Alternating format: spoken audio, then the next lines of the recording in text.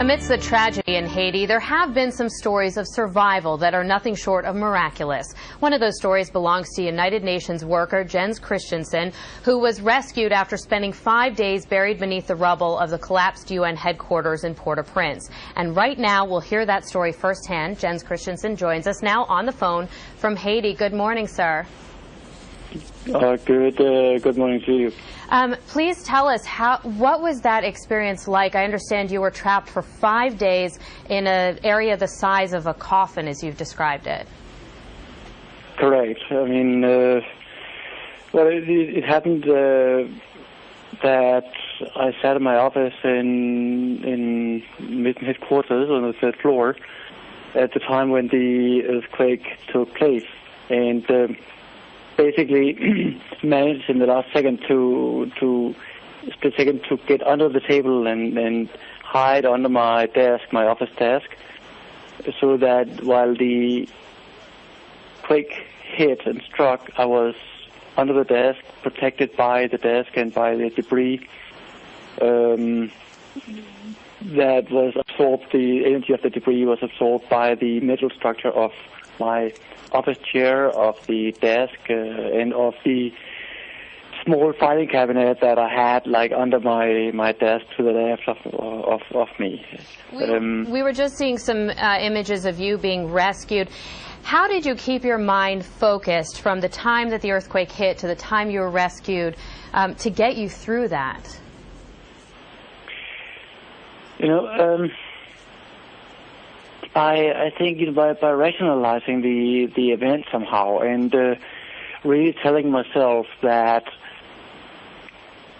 don't panic, don't go into a panic mode, but constantly believing that I would be rescued, constantly believing that if I made the effort to shout and to bang on the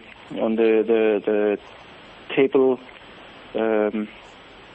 The leg of the table and make as much noise as possible and take every chance that I had to make the rescue workers hear me, that I would eventually be found. I'm never giving up.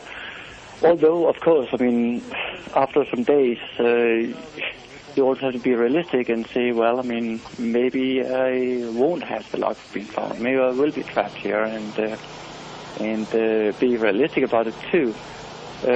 But always have the hope. Always have the hope. You heard those workers about 12 feet above you. You're making noise, and when they're starting to get close and then they finally open that hole for you to be pulled out, what went through your mind? Oh, it was such relief.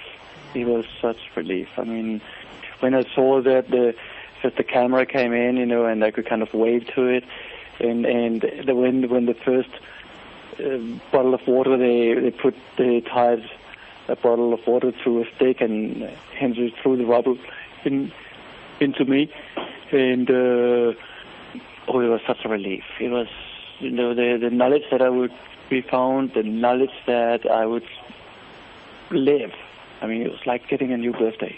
It was really amazing. You've been through an experience like this before, because you've had the earthquake hit in Afghanistan, one in Turkey, one in Ecuador. Not necessarily that you were trapped, but you've experienced earthquakes before, and now you coordinate relief efforts. How has those experiences helped you now with coordinating relief in Haiti?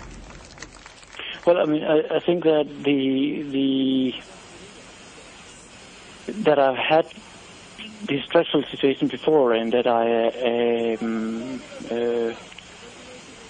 and that I in many situations have been in very stressful situations, has helped me cope with the situation in a sense, and the experiences, the awareness of the stress that you can be susceptible to, has, I think, made it easier for me to rationalize it, to process the effects of this very traumatic experience, and to a large extent, you know, being able to function and really, like I am now, I'm working now again, and I'm supporting the relief efforts and the coordinating efforts of the relief in this terrible, terrible situation that we face in Haiti right now. But my experiences and my earlier experiences of similar situations, to a certain degree, I think certainly has helped me process and move forward. Jens, thank you so much for sharing your story. We're so happy it has such a good ending, and we wish you luck in Haiti as you do your work there. Thank you very much. Thank you for joining us, Jens Christensen.